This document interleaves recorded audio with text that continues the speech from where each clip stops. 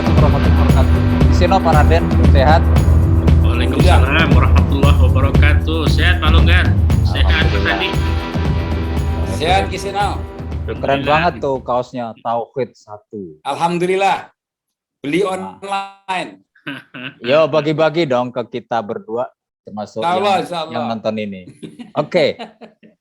Ini Tribais kedua, seri kedua setelah minggu yang lalu. Alhamdulillah banyak respon di YouTube kita yang pertama dan overall itu appreciate. Mudah-mudahan bermanfaat bagi semua. Yang kedua ini kita mau ngambil tema yang tidak kalah serunya, tidak kalah yang terakhir-terakhir beberapa tahun terakhir juga sedang viral, sedang hangat dibicarakan, yaitu tentang moderasi beragama. Jadi kita akan bicara tentang moderasi beragama. Anaknya topik itu kalau ngomong sebetulnya ada apa sih toleransi di Indonesia, gitu ya. Nah, kalau baca-baca moderasi ini asal katanya diambil dari moderation in English. Tengah-tengah, tidak ke kiri, tidak ke kanan. Gitu kan kalau ngomong. Nah, kalau di dalam karena itu ada katanya ada moderator itu sebetulnya sama kan, di tengah-tengah, membimbing, tidak ekstrim ke kiri, tidak ekstrim ke kanan, tidak radikal. Tidak radikal itu tengah-tengah. Nah, kalau dilarikan ke Islam, Sule, nanti Kiseno akan lebih dalam. Ada wasatiyah ya. Jadi kan di tengah-tengah. Terus kalau prinsip values-nya Nahdlatul Ulama misalnya itu wasatiyah. Tengah-tengah wae, santai wae, ngomong semua. Tidak ke kiri, tidak ke kanan. Tapi pertanyaannya adalah tengah-tengah dalam konteks beragama itu kayak apa sih? Tengah-tengah dalam konteks toleransi itu kayak apa gitu. Saya ke Pak Raden dulu, Pak Raden. Apa sih latar belakangnya ada isu moderasi beragama, ada isu toleransi, ada isu radikalisme? Monggo. Ya, saya nggak expert ya, saya cuman prihatin gitu ya dengan kondisi-kondisi yang terjadi saat ini gitu ya. Kalau saya lihat sebenarnya moderasi beragama ini program Kementerian Agama sejak zamannya Menteri Lukman Hakim ya, kemudian dilanjutkan oleh Menteri Fahru Rozi dan sekarang Pak Yakut gitu ya. Jadi ini memang sudah sejak zaman Pak Lukman ini dimunculkan gitu moderasi beragama. Jadi bukan baru-baru ini aja. Nah, sekarang persoalannya adalah mengapa kok ini dimunculkan kan gitu, pertanyaan sangat penting gitu ya. Mengapa kok ada ini? Nah, tentu saja saya tidak tahu secara pasti gitu ya, tetapi kan memang beberapa tahun terakhir ini seolah-olah ya ada narasi-narasi gitu ya seperti radikalisme, intoleran gitu ya, kemudian fanatik, ekstremisme gitu, bahkan teroris gitu. Itu disematkan untuk umat Islam. Terus terang aja memang begitu gitu ya. Ada indikasi kuat itu yang ditujukan untuk itu. Nah, kemungkinan moderasi beragama itu untuk merespon itu. Ya, untuk merespon itu. Nah, apakah benar ada radikalisme? Ya mungkin ada, tapi berapa persen dari seluruh bangsa Indonesia, terutama yang beragama Islam itu yang radikal gitu. Siapa sih teroris? Sudah pasti jelas salah. Umat Islam seluruh dunia, Indonesia mengatakan teroris salah dan harus dibasmi. Setuju. Ya, tidak ada kata tidak setuju, itu salah. Kemudian apalagi yang radikal? Enggak ada kok ormas-ormas yang memberontak, enggak ada. Radikalisme itu kan kayak tidak setuju dengan pemerintahan gitu. Sekarang yang radikal itu justru KKB Papua itu menembaki polisi, membunuhin rakyat, membunuhin tentara. Itu radikal, itu jelas gitu. Tapi mana ada ormas yang radikal? Kalau yang misalnya FPI dicap radikal, saya tidak tahu radikalnya di mana. Ya, saya misalnya contoh aja gitu ya. Jadi sebetulnya bicara tentang radikalisme itu stempel quote and quote, background-nya adalah politik dari penguasa yang sebetulnya alamnya umat Islam. Ini tidak berlaku ke non-Muslim. Stempel ini. Enggak, saya tidak mengatakan apakah ini berlaku non-Muslim atau bukan Muslim gitu ya. Tetapi yang jelas kan banyak sekali influencer atau buzzer itu yang menyerangnya itu ke umat Islam gitu. Kalau menurut saya mungkin ada sisi politik, yang mungkin ada sisi ketakutan gitu ya. Kalau tiba-tiba umat yang jumlahnya besar ini melakukan sesuatu yang bisa meruntuhkan satu kekuasaan gitu, mungkin ya gitu, sehingga muncullah moderasi beragama ini. Nah, itu satu tentang radikalisme. Yang kedua tentang intoleran. Menurut aku agama Islam itu sangat toleran. Banyak sekali, nanti tolong dikoreksi ya. Ada di surat Al-Baqarah 256. Jelas loh, la ikraha fiddin. Tidak ada paksaan di dalam memilih agama Islam. Ya, la ikraha fiddin. Ya, qad tabayyana rusdu minal ghoi. Yang benar jelas, yang sesat jelas. Jadi ya sudah terserah gitu, artinya gitu. Belum lagi surat Al-Kafirun yang lakum dinukum waliyadi. Nah, itu yang menurut saya harus ini. Tapi moderasi beragama saya pribadi saya setuju. Ya, asal tidak ditujukan pada agama tertentu, pada umat tertentu, ya, pada jamaah tertentu, pada ormas tertentu. Itu yang paling penting. Moderasi beragama untuk semua umat beragama. Ya, nah, itu yang paling penting. Jadi sebenarnya kalau dituduh intoleran enggak juga. Banyak ayat-ayat yang memerintahkan untuk kita itu seperti kata Pak Longgar di tengah-tengah. Wasatiyah itu saya setuju, gitu ya. Bukan nggak setuju, saya senang. Tapi jangan wasatiyah ini dimanfaatkan, ya, disalahgunakan, gitu ya, untuk apa? Sekularisme, ya, untuk liberalisme, itu yang salah. Nah, ini yang harus dijaga. Moderasi beragama boleh, asal tidak ditujukan pada agama tertentu, pada ormas tertentu, pada kelompok tertentu, gitu aja. Gitu. Saya pikir itu sementara. Ya, oke. Saya lari ke Kiseno. Ada dua concern kita, Kiseno. Satu sebetulnya dari pandangan Islam. Moderasi beragama itu kayak apa sih? Wasatiyah kayak apa? Tadi Pak Rada nyebutkan dua surat misalnya. Itu yang pertama. Yang kedua dalam konteks keindonesiaan yang plural ya. Sejak Piagam Jakarta misalnya sebelum Pancasila lahir,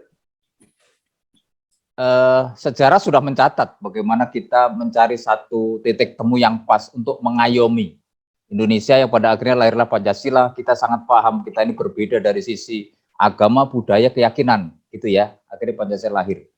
Dua hal itu, Ki. Jadi apa pandangan Islam sebetulnya tentang konsep moderasi beragama dan implementasi untuk keindonesiaan kayak apa sih yang pas betulnya? Moderasi beragama itu dalam bahasa Arabnya adalah al-wasatiyah, ya, wasatiyah. Jadi umat yang berada di tengah-tengah, kira-kira gitu. Nah, di dalam konsep Islam itu yang dimaksud beragama yang di tengah-tengah itu, yang pertama, seseorang itu harus berpengetahuan yang luas. Kalau pengetahuannya luas, dia akan mudah menjadi seorang yang toleran, orang yang ketat dalam prinsipnya, ya, dia longgar terhadap hal yang sifatnya furu'iyah, tapi dia sangat kuat dalam hal yang sifatnya akidah. Jadi itu adalah pengaruh dari pengetahuan yang luas. Dan yang kedua, orang moderat itu cirinya dia tidak tidak hulu gitu, tidak berlebih-lebihan, tidak ekstremis, gitulah. Jadi beragamanya ya di tengah-tengah. Kalau ada dua kewajiban yang sama-sama, yang mudah ada, dipilih yang mudah. Dia lebih condong kepada yang sifatnya memudahkan. Ya. Jadi wasatiyah ini sebenarnya sosok yang paling nyaman, paling mudah, dan paling menenteramkan buat siapapun. Tadi yang menarik untuk bisa wasatiyah, untuk bisa moderat, untuk bisa di tengah-tengah, syaratnya satu, harus berilmu pengetahuan yang luas. Itu syarat pertama ya? Iya, itu harus itu. Ya kalau kita nggak punya ilmunya gimana menilainya? Gitu kan? Wah, ini kamu ini masjid sudah komat kok kamu masih makan, nih gimana? Nah, dia tidak tahu bahwa Rasulullah sendiri membolehkan kalau makanan sudah siap ya di hidangan kita, makan dulu lah, sholatnya belakang. Jadi begitu nikmatnya Islam. Nah, kemudian kalau seorang pekerja pabrik tiap hari harus masuk pagi sampai sore, kemudian malam-malam dia tahajud sampai membuat dia siangnya dia tidak begitu bersemangat, maka janganlah tahajud, diganti amalan yang lainnya.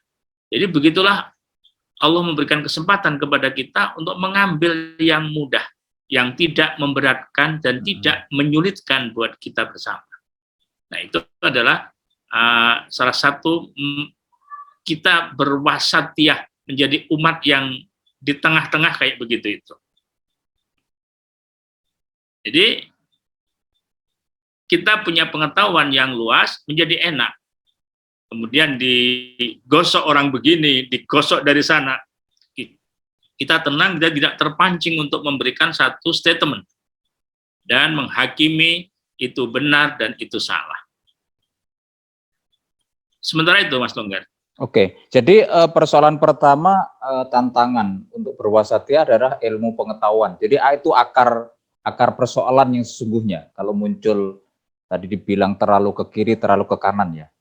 Itu PR besar kita sebetulnya. Jadi harus cukup punya pengetahuan yang luas sehingga mudah melihat segala sesuatu itu dari pandangan yang lebih luas ya. Saya ke Pak Raden dulu. Pak Raden tadi menyebut ada semacam Islam berwasatiyah di tengah-tengah, tetapi jangan gitu ya. Itu dijadikan dalih praktek-praktek liberalisme, praktek-praktek ideologi yang lain untuk masuk, untuk merusak karena Islam itu gampang kok, bisa nerima kok. Statement itu ada kecenderungan, ada kecurigaan seperti itu, Pak Raden. Sebenarnya bukan kecurigaan ya, tapi ada indikasi sudah gitu ya. Ada indikasi bahwa moderasi kemudian toleransi gitu ya, itu justru dijadikan dibelokkan begitu ya untuk liberalisasi ya. Itu sudah berbelok gitu ya. Sehingga apa? Sehingga yang harusnya itu menjadi sesuatu yang terkait dengan tauhid gitu ya, bukan karena kalau saya sekarang tulisnya tauhid ya, enggak ya, itu jadinya tercampur ya antara keyakinan satu dengan keyakinan. Saya yakin juga sama dengan agama yang lain. Mereka tidak mau keyakinannya tercampur dengan agama yang lain, itu sama. Jadi sebenarnya Islam ini udah di tengah-tengah seperti kata Kisena tadi, orang Islam itu memang diciptakan di pertengahan gitu. Ya, tidak ke kiri, tidak ke kanan. Nah, dengan adanya pembelokan itu ya, justru mendorong umat Islam ini menuju ekstrim kanan. Ya, didorong itu justru secara tidak sengaja atau tidak sadar gitu. Sehingga orang kok begini, kok kita digini, akhirnya apa? Kita justru makin bukan di tengah lagi, didorong untuk ke kanan gitu. Ke kiri nggak mungkin gitu ya. Jadi gesekan yang terjadi, let's say antar umat beragama, antar suku sara, ini sebetulnya adalah buah dari proses di luar yang sebetulnya ya by skenario dan kita bisa nggak sadar sebetulnya kalau ada sistem gerakan seperti itu. Saya tidak bisa membuktikan itu ada skenario atau tidak, walaupun aku tahu ada teori-teori konspirasi, ada teori-teori geopolitik, oligarki dan sebagainya ya. Tetapi saya tidak bisa membuktikan itu, tapi itu teori ya. Itu bisa dirasakan tapi susah untuk dibuktikan kan gitu kan. Jadi menurut aku yang sudah jelas misalnya gitu ya, bukan hanya antar umat beragama, antar umat seagama pun jadinya begitu karena dia merasa kita tidak moderat gitu ya. Akhirnya seperti ya kita contoh Adi Armando, kita sebut aja gitu ya, memang dia ngomong begitu. Wah, tidak ada itu sholat di Al-Qur'an. Misalnya begitu. Itu ngapain kok diomongkan gitu. Ya udah, enggak usah kemudian dikasih penjelasan sama salah satu ustadz Adi Hidayat. Dia nggak percaya, nggak yakin dengan penjelasan. Itu kan sesuatu yang nggak perlu diperdebatkan karena apa? Justru itu akan mendorong gitu ya, mendorong umat Islam tidak di tengah gitu ya, tidak di tengah, apalagi dengan buzzer-buzzer yang lain menuduh terorisme, menuduh ini, buzzer melakukan ini. Jadi itu justru sudah di tengah, malah didorong ke kanan, di ekstrem kanan. Iya, itu bahaya gitu. Saya setuju moderasi beragama, tapi kalau dicampuri dengan liberalisasi, dicampuri dengan sekularisme, saya tidak setuju. Oke, Kiseno, tadi Pak Raden nyebut ya itu wasatiyah itu dipakai oleh beberapa kelompok untuk kita ditarik ke kanan atau ke kiri gitu. Dalam Islam sendiri konteks ada vertikal dengan Allah yang berkaitan dengan tauhid gitu ya. Ada yang berkaitan dengan muamalah. Batasan wasatiyah dan dalam praktek sehari-hari ke-Indonesiaan kayak apa Ki yang pas? Contoh kecil-kecil ya, misal ya. Mengucapkan selamat Natal let's say. Terus teman-teman yang non-muslim biasanya santai mengucapkan Idul Fitri. Kita dituntut Natal. Ada sebagian saudara-saudara kita ya nggak apa-apa. Saya ngomong Natal, saya mengucapkan saja kok. Tapi saya beda dengan keyakinan gitu. Ada yang seperti itu. Kunjungan Natal. Kita biasa lebaran, teman-teman non-muslim berlebaran kita. Tapi juga bukan berarti gitu ya, kita harus merayakan Natal bersama. Ada security, contoh di media, saya ambil contoh-contoh saja yang persoalannya sebenarnya kalau dibuka gitu clear sederhana, cuman karena itu tadi digesek ke kanan jadi riwah gitu persoalannya. Teman-teman muslim let's say jadi satpam di gereja misalnya. Gitu kan. Yang terakhir ramai adalah ada kiai, ada ustadz pidato khotbah di gereja. Pertanyaan saya adalah batasan wasatiyah kaitan dengan Pak Andi, konteks mana yang teologi, mana yang tauhid, mana yang muamalah, hablum minallah, hablum minan nas, kayak apa Ki batasannya Ki? Ya, jadi sungguhnya wasatiyah itu dalam rangka kita mengaplikasikan 3 ajaran. Yang pertama akidah, yang kedua syariah, yang ketiga akhlak. 3 hal ini merupakan satu kesatuan yang tidak bisa dipisah-pisah. Ya. Ini masalah akidah, syariah, dan akhlak. Ya. Nah, kemudian kalau kita tarik garis misalkan tadi tentang mengucapkan Natal gitu. Mengucapkan Natal itu kan tidak ada hukumnya yang jelas di dalam Al-Quran dan As-Sunnah. Ya, yang qot'i dan yang tanpa tafsir yang lainnya. Maka ulama berbeda pandangan.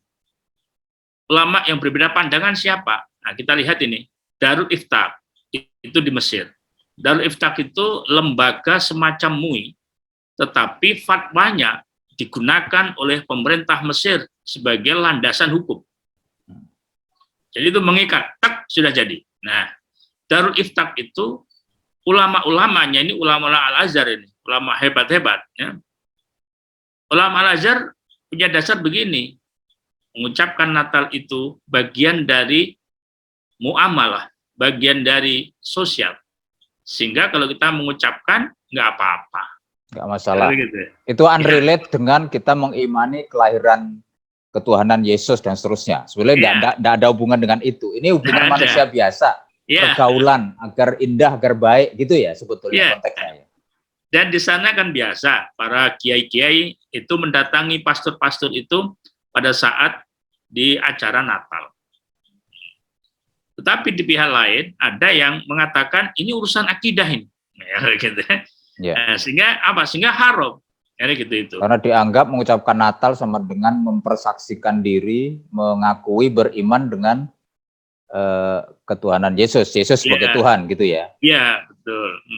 Nah, kalau pandangan kita luas, kita kan mudah gitu artinya untuk membedakan mana nih yang termasuk wilayah akidah, mana yang termasuk masalah ini muamalah.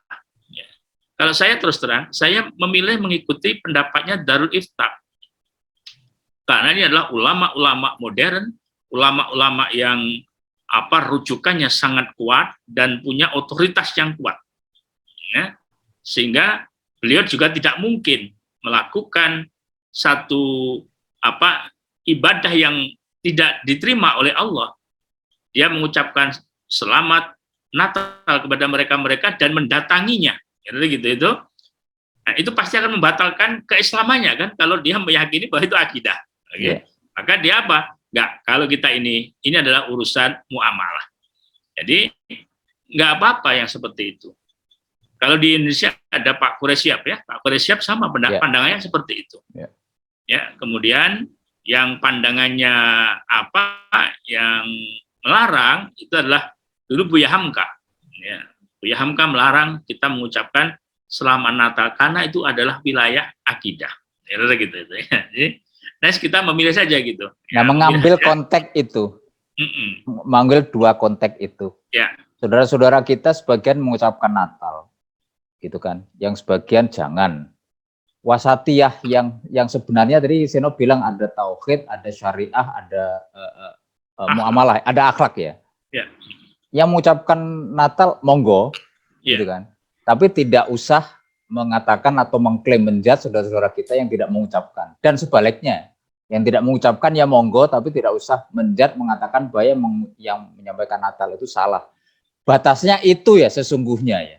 Ya, jadi Tidak semudah harus itu sebetulnya. dibentrokkan, tidak harus dicari perbedaan sebetulnya ya. Iya, jadi kalau kita punya frame berpikirnya itu matang gitu, mudah. Oh, ini hanya masalah simpel Ya monggo saja. gitu ya. Kira-kira gitulah ya. Oke, Kiseno, Pak Raden, kita udah ada di ujung diskusi dan kita sudah mencatat beberapa poin sebetulnya. Jadi satu tadi wasatiyah di tengah-tengah, betul. Jadi Kiseno dan Pak Raden kita semua udah menyampaikan bahwa ya Islam itu sebenarnya wasatiyah di tengah-tengah. Kalau tidak itu bukan Islam. Islam itu pasti moderat. Tadi jelas sudah disampaikan surat Al-Kafirun misalnya itu sudah jelas sama sekali. Cuman tadi Kiseno menyampaikan untuk bisa wasatiyah itu syaratnya satu, harus punya ilmu pengetahuan yang luas, yang cukup sehingga melihat itu menjadi luas. Itu yang pertama.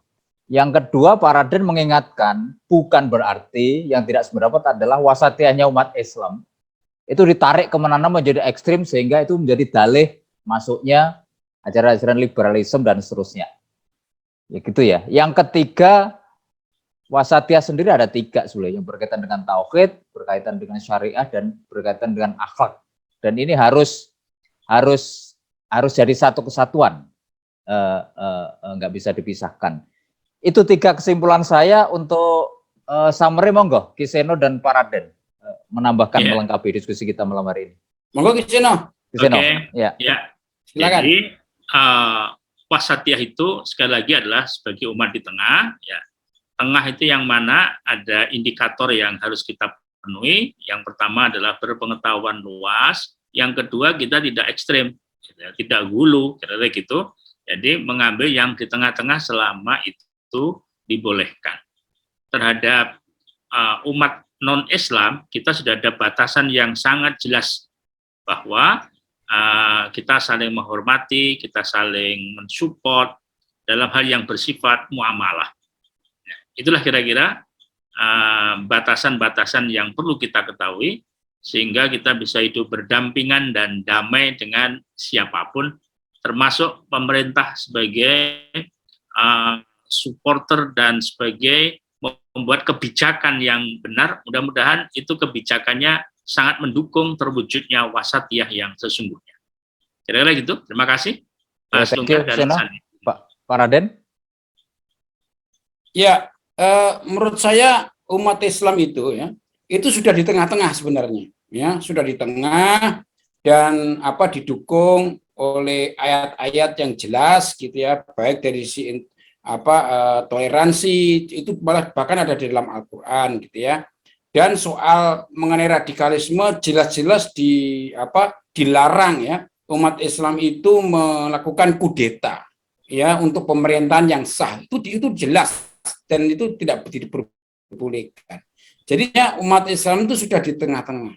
Jangan sampai dicurigai gitu ya, apalagi ditunggangin gitu ya, apalagi dibombardir gitu ya dengan tudingan-tudingan tertentu yang malah menyebabkan yang di tengah tadi itu bergeser secara tidak sadar gitu ya. Nah, ini juga peringatan buat para influencer, buat para buzzer gitu ya, yang mencoba untuk menisbatkan